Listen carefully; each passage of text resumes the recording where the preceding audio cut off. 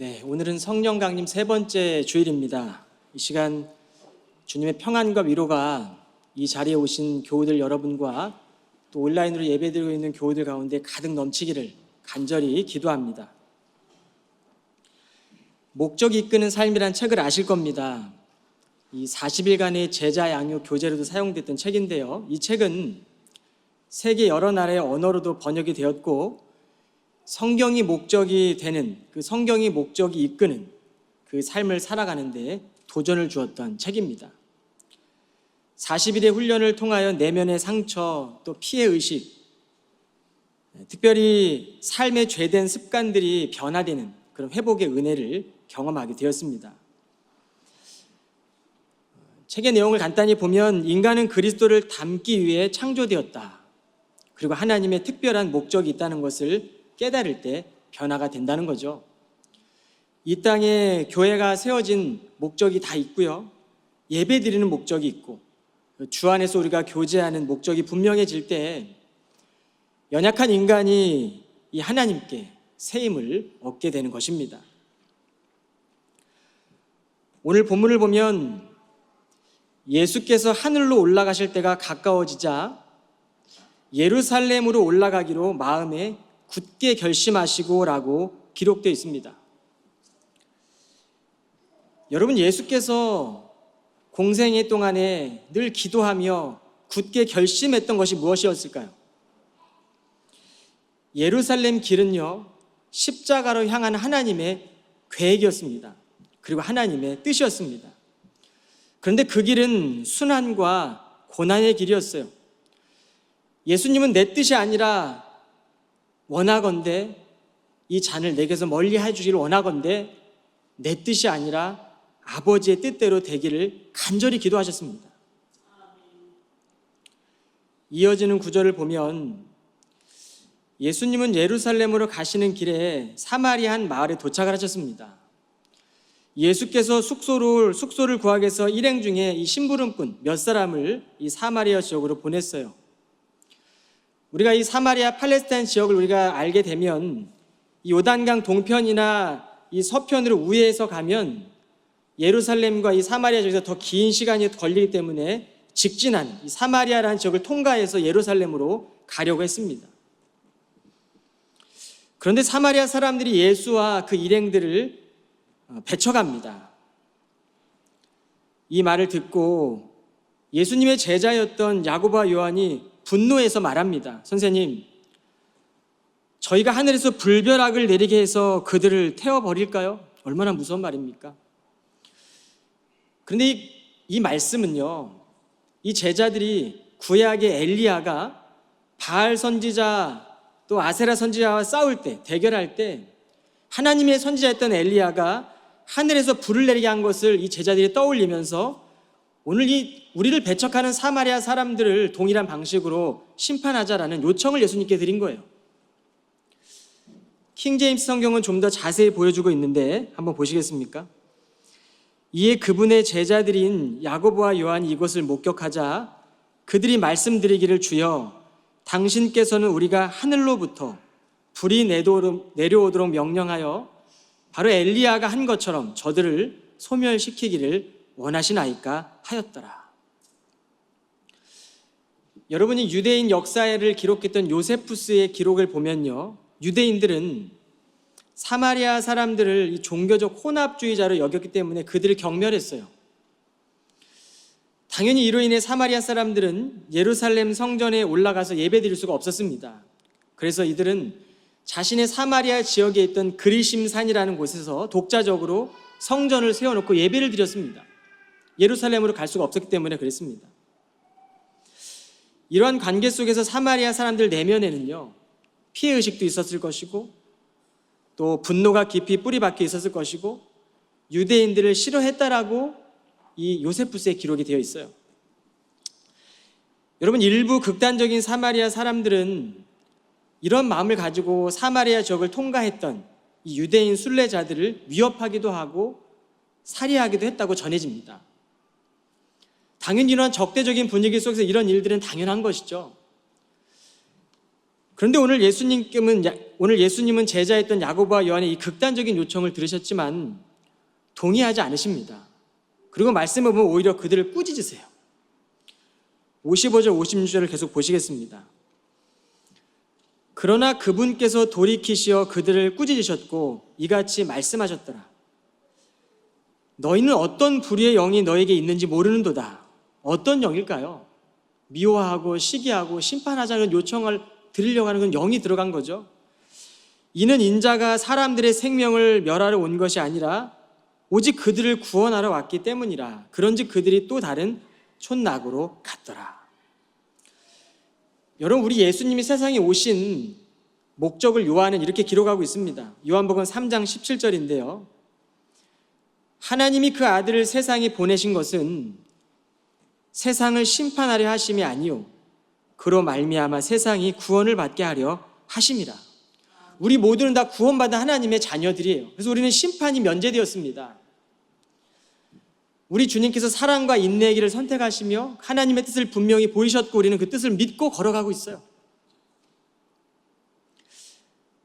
그런데 이 당시의 제자들은 예수께서 예루살렘에 올라가시는 목적을 잘 몰랐던 것 같아요. 그래서 그들은 감정에 휘둘려 심판하자라는 마음을 품었던 것 같습니다. 여러분, 우리의 인생도 목적지를 향해 가는 여행과도 같습니다. 우리 주님은 제자된 우리에게 이제 다시 오실 그날까지 하나님의 영혼들을 한 사람 한 사람 부르기를 원하실 거예요. 그 일들이 우리에게 주어진 사명입니다. 인생의 목적지를 향해 여행을 길에 가다 보면 우리의 길에서 때로는 막히기도 하고 증인으로 살다 보면 우회하는 상황도 겪게 되고, 그런데 여러분, 목적지만 분명하면 우리가 겪는 이 믿음의 길에서 겪는 거절감이나 어려움은 끝이 아니에요. 소망으로 가는 여정입니다.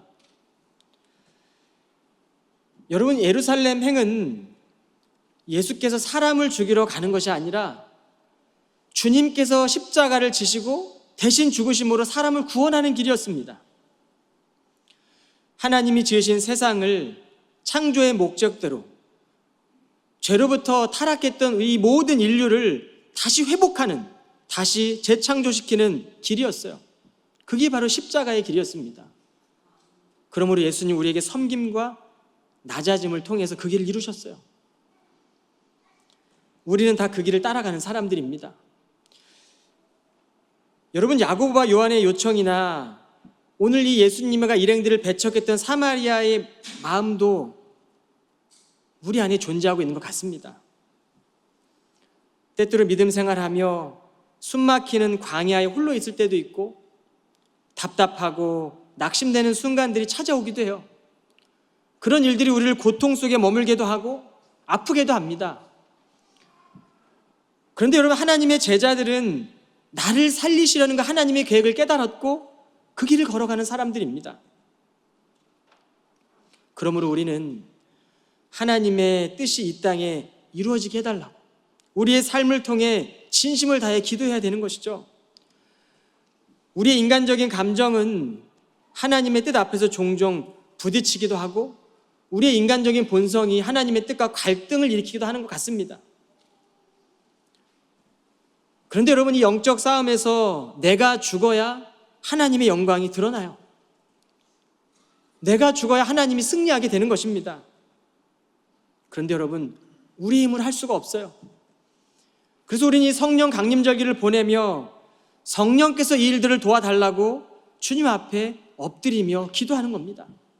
성령께서는 우리를 하나 되게 하는 영이시고 성령이 임하셨을 때 그 성령은 사람들을 한 마음과 한 뜻이 되도록 하셨어요.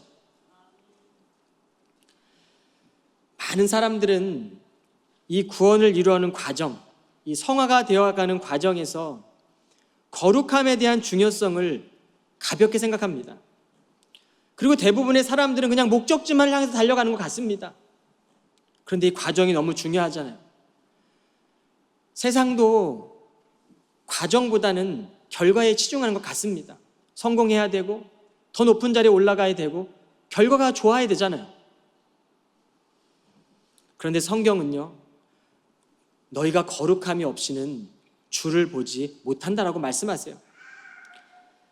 여러분, 우리 주님께서 걸어가신 그 길은 우리가 거룩함으로 살아가고자 하는 그 사람들에게는 결코 쉬운 길은 아닙니다. 우리에게 주신 은혜는 너무나 큰데 그 은혜 받은 자가 살아가는 길은 결코 가볍지가 않습니다. 때때로 믿음의 길을 걸어가면서 위기의 순간을 만나기도 하고, 때로는 믿음의 길 위에서 많은 눈물과 아픔과 갈등도 있지만, 우리는 다시 살아나게 하신 그 생명의 은혜가 우리를 빚어가시기 때문에 그 삶의 현장에서도 우리보다 더 낮은 자들, 나보다 더 아파하는 사람들을 기억하면서 우리는 다시 회복하고 그들을 찾아가게 되는 것이죠. 그러므로 믿음의 성도들은 고난의 시간 앞에서 주의 이름을 간절히 부르며 기도하고 하나님 아버지의 마음을 달라고 간절하게 구해야 합니다. 왜냐하면 주님이 걸어가신 길만이 유일한 생명의 길이기 때문이에요. 주님은 길이시고 진리이시고 생명이시라고 말씀하셨습니다. 그런데 그 2000년 전에 주님을 본 사람 여기 한 사람도 없습니다. 그런데 우리는 우리 마음 안에 성령이 내주하시기 때문에 이 진리의 영을 통해서 주님을 본 것이나 다름없을 정도로 믿음이 생겼잖아요. 그리고 우리는 그 주님을 따라가지 않습니까? 거룩함은요, 연약한 인간이, 불완전한 인간이 완전하신 하나님의 마음을 깨닫고 우리를 위해 달려 돌아가신 주님의 마음을 닮아가는 과정입니다. 우리의 현실이 만만치 않고 내 뜻과 내 믿음대로 펼쳐지지 않더라도 하나님의 약속은 헛되지가 않습니다. 그런데 모든 그리스도인들이 그리스도의 제자임에는 분명합니다. 그런데 주님을 따르기 위해서 얽매이기 쉬운 짐을 내려놓지 않는 것 같습니다. 이 얽매이기 쉬운 짐은 우리의 발목을 붙잡습니다. 믿음의 경주를 하는데 이 얽매이기 쉬운 짐들이 주님을 따라가는 길을 어렵게 만들어요. 그 얽매이는 짐이 무엇입니까? 주님의 뜻보다 내 뜻을 앞서가려고 하는 것들, 미워하는 마음들, 하나 되지 못하게 하는 그런 마음들이 우리 안에 있잖아요. 그 마음이 우리의 이 짐이 돼서 우리의 발목을 붙잡는 겁니다. 때로는 고난이 두려워 자기 십자가를 지지 못하고 등을 돌리기도 하고, 성공이 아니면 실패인 것처럼 두려워하는 모습도 있었습니다. 그러므로 우리는 우리를 위해 자기 십자가를 지시고 걸어가신 이 십자가, 예수 그리스도의 십자가를 묵상하고, 이것이 우리의 일상이 되어야 합니다. 지금은 돌아가셨지만 하나님을 아는 지식이라는 책으로 많이 알려져 있던 복음주의 신학자 제임스 패커 목사님이 계십니다. 그분이 거룩의 재발견이라는 책에 보면 거룩함을 이렇게 말하고 있어요. 거룩함을 추구하려면 인내심을 가지고 지속적으로 정직하게 살려고 노력하고, 사적인 면이나 대인 관계에서 죄를 대적하며 하나님의 편에 서야 한다. 거룩한 삶이란 구별된 삶, 즉 하나님을 위해 성별되고 그분의 능력에 의해 내적으로 새롭게 된 삶의 향기이다. 여러분, 우리가 거룩한 길을 가고 구별된 삶을 살고 하나님 편에 서는 삶을 살아갈 때 우리의 삶을 통해 향기가 드러난다는 거예요. 그리스도의 편지이기 때문에 그렇습니다. 오늘 본문에 보면 그리스도의 길을 따라가기 위한 세 사람이 나와요. 첫 번째 사람은요, 이렇게 말합니다. 선생님이 가시는 곳이면 어디든지 저도 따라가겠습니다. 이 정도로 고백을 했으면 예수님이 잘했다, 그래 같이 가자라고 하는 게 맞잖아요. 근데 조금은 제가 볼 땐 냉소적인 것 같습니다. 이렇게 대답하세요. 여우도 굴이 있고 공중의 새도 보금 자리가 있어. 하지만 인자는 머리 누일 곳이 없어. 이 말은요, 따르겠다고 하는 이 사람에게 당신 집이 있습니까? 그 집을 내려놓고 날 따를 수 있겠어요? 내가 걷는 길, 내가 가는 길은 집도 없고 그냥 그렇게 하나님의 향한 그 목적을 향해 걸어가는 길인데 내 제자가 될 수 있겠소라고 말하는 것 같아요. 주께서 머물 곳이 없는 이 길을 걸어가신 것은 여러분, 우리 안에 있는 이 죄의 짐들을 우리의 죄의 고통들을 가볍게 해주시기 위한 사랑이었습니다. 그 길을 믿음의 선진들은 걸었어요. 그리고 히브리서 기자는 이렇게 고백하고 있습니다. 믿음의 수천 수만에 앞서간 증인들도 인내로 이 경주를 뛰었고, 지금은 둘러싸서 믿음의 길을 걷는 자들, 저와 여러분들을 지켜보며 응원하고 있습니다. 저는 히브리서의 말씀을 볼 때마다 마치 스타디움을 가득 메웠던 응원하는 사람들이 믿음의 경주를 잘 뛰어서 들어올 때 승리의 함성으로 우리를 격려하고 위로하는 말씀으로 들려와요. 그런 주의 음성으로 들려옵니다. 그러기에 우리는 믿음의 길에서 결심하고 포기해야 될 것을 포기하고 믿음의 경주를 끝까지 달려가야 돼요. 그러기 위해서 목표가 필요한 것입니다. 예수님은 가야 할 길이 결코 편하고 쉬운 길이 아님을 말씀하십니다. 우리가 생각하는 편안한 곳, 낙심이 없는 곳, 그런 길을 말하고 있는 것이 아닙니다. 우리를 살리기 위해 예수님은 머리 누일 곳조차 없던 길을 걸어가셨어요. 그리고 우리를 따라오라고 말씀하시는 겁니다. 그렇다면 이 시간 저와 여러분이 다시 한번 생각해 보면 좋겠습니다. 우리가 믿음의 길을 걸어가다가 손해보고 싶지 않고 많은 것을 보장받고 싶은 삶에서 그것이 약속되지 않고 보장받지 못한다면 그래도 그 길을 따라가시겠습니까? 나의 기대와 다른 그 길이 낯설고 두렵게만 느껴질 때 그럼에도 불구하고 주님이 걸어가신 길을 따라가시겠습니까? 여러분, 우리는요, 십자가의 희생으로 인해 참 소망을 이미 얻은 자들이에요. 성령께서 우리 가운데 자꾸 역사하시는 겁니다. 그것이 소망이라고. 그리고 그 길을 걸으라고 우리를 인도하시는 거예요. 그러므로 복음은요, 조율되거나 변하는 것이 아닙니다. 흔들림 없이 우리에게 찾아온 구원의 삶이고 우리를 소망 가운데 생명의 길로 인도하시는 기쁨의 소식이에요. 이 복음의 사명이 우리에게 주어진 것입니다. 또 다른 제자가 오늘 본문에 보면 말하고 있습니다. 어떻게 말하냐면 제 아버지의 장례를 치른 다음에 다시 오겠습니다. 이때 예수께서는 그에게 이렇게 말씀하세요. 지금 아버지가 돌아가셨거든요. 그리고 장례를 치르고 제가 오겠습니다라고 말을 하고 있습니다. 그런데 예수께서는 죽은 자는 죽은 자들로 하여금 장사를 지내게 하고 당신은 가서 하나님 나라를 온 세상에 전파하시라고 말씀하세요. 어떻게 보면 아버지의 장례식이 중요한 것 같은데 왜 이런 말씀을 하실까라고 생각이 들지 않습니까? 너는 가서 하나님 나라를 전파하라. 여러분이 말씀 안에는 우리를 영원한 소망의 나라로 부르시는 하나님의 절박함이 느껴지지 않습니까? 슬픔 많고 근심 많은 이 땅을 우리가 살아가지만 삶과 죽음이 교차하는 이 세상 속에서 주님은 우리를 끊임없이 부르시는 거예요. 이 땅의 일은 잠시다. 그러나 하나님의 나라는 영원하다. 여러분, 장례식을 치르고 있던 이 아들이 세상의 아픔과 슬픔 속에서 멈출 수밖에 없었을 거예요. 그런데 주님은 이 세상이 우리가 슬픔 많은 세상이지만 영원한 소망이 있어. 변하지 않는 소망이 있고 이 땅에 잠시 머무르는 이 슬픔보다 더 큰 기쁨과 소망이 있다는 것을 우리를 부르시는 겁니다. 왜 그랬을까? 회복하시기 위함입니다.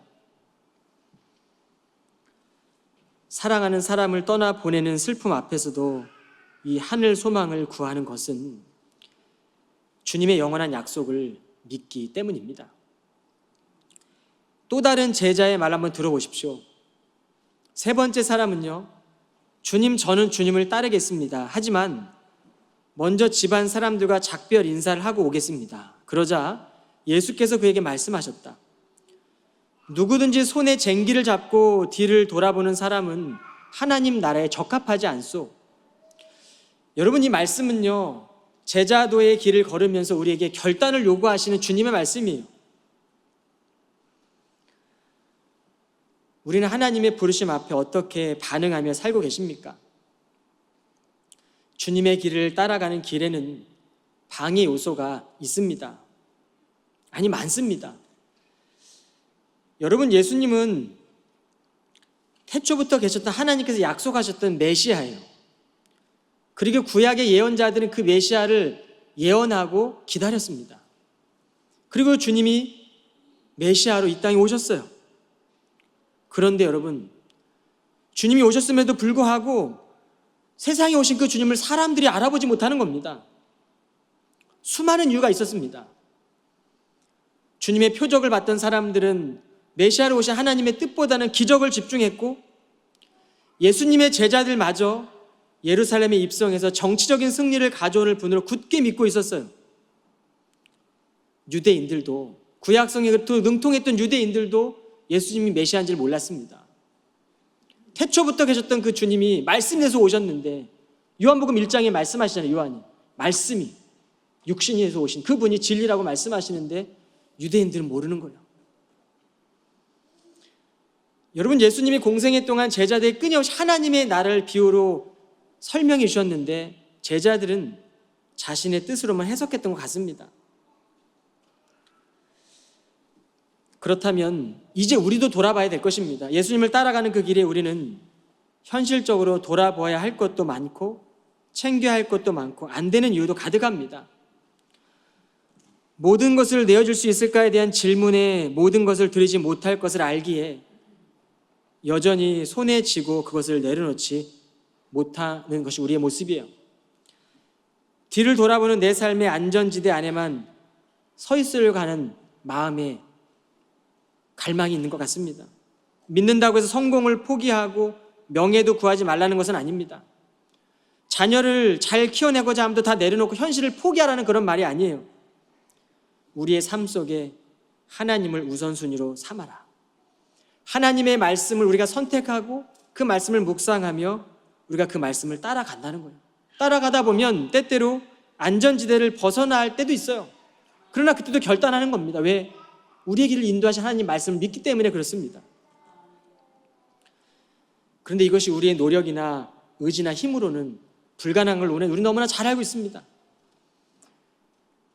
그래서 우리는 이 성령 강림 절기에 내 안의 것을 내려놓는다는 것, 바로 약속하신 이 주님의 약속을 우리가 성령을 통해서 소망을 붙잡겠다는 결단이에요. C.S. 루이스는 소망을 가진다는 것을 이렇게 설명합니다. 소망을 가진다는 것은 눈에 보이는 이 세상을 떠난다는 뜻이 아닙니다. 대부분의 그리스도인들이 다음 세상에 대해 더 이상 생각하지 않게 되면서 기독교는 세상에서 그 힘을 잃고 말았습니다. 천국을 지향하면 세상을 덤으로 얻을 것입니다. 그러나 세상을 지향하면 둘 다 잃을 것입니다.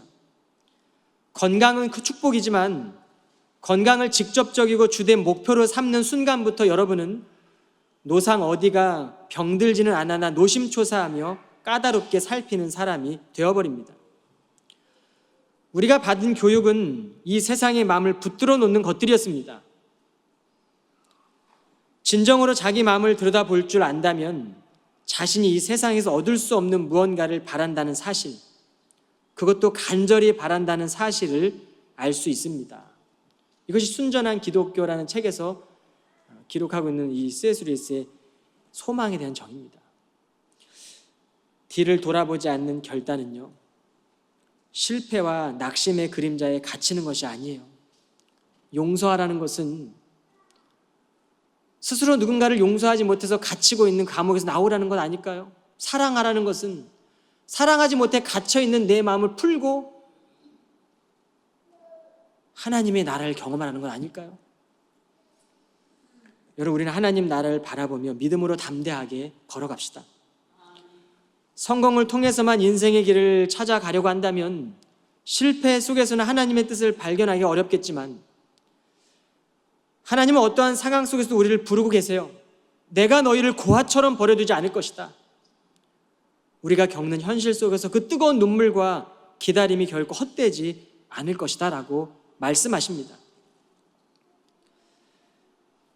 그렇다면 이 거룩함을 알아가는 과정 가운데 주님의 마음을 더 깊이 깨닫고 주님의 사랑을 더 풍성히 누리면 누릴수록 우리 안에 역사하고 계시는 그 성령의 능력과 은혜가 우리를 참된 제자로 살아가게 하실 것입니다. 저와 여러분은 참된 제자예요. 그리고 주님은 우리를 하나님의 자녀로 삼으셨고 충분하다라고 말씀하세요. 이제 우리는 그 길을 잘 걸어가면 됩니다. 오늘 말씀의 제목처럼 저는 주님을 따르겠습니다 라는 이 고백, 하나님 나라를 향해 걸어가는 믿음의 성도들이 어떤 길을 걸어가야 하는지를 보여주지 않습니까? 이 고백은 사람의 계산이나 타협으로는 결코 만날 수 없는 길이에요. 불확실한 인생의 여정 가운데서도 하나님의 나라를 향한 우리가 붙들어야 될 주님, 우리가 주님을 따르겠습니다라는 이 분명한 고백이 결단이 되시길 주님의 이름으로 간절히 축원합니다. 기도하시겠습니다. 저는 주님을 따르겠습니다 라는 이 결단의 기도가 참 어렵습니다. 손에 쟁기를 쥐고 뒤를 돌아보는 것이 우리들의 모습입니다. 세상에 마음을 두지 않고 살아감이 두렵고 온전하게 전적으로 순종하는 것이 불편했습니다. 주님, 저희들의 연약함을 용서해 주시고 주의 길을 따르는 믿음의 성도들이 되게 하옵소서. 저희를 부르신 이 자리에서 오직 주의 은혜로 기뻐하며 순종하는 성도들이 되게 하여 주옵소서. 주님을 따라가는 길, 그곳에서 온전한 기쁨과 평안을 누리게 하시고 세상을 넉넉히 이길 수 있는 힘을 허락하여 주십시오. 우리가 나누는 대화가 주의 성품을 닮아가도록 해주시고 우리가 밟는 모든 땅이 열방을 세우고 사람을 살리는 복음이 터전이 되게 해주십시오. 말씀으로 살아나는 은혜를 누리게 하시고 주를 위해 쓰임받는 인생이 되게 하시며 다시 오실 주님을 기다리며 심판이 아니라 구원받은 자녀들이 많은 사람들을 구원할 수 있는 믿음의 공동체가 되게 해주십시오. 예수 그리스도 이름으로 간절히 기도드리옵나이다. 아멘.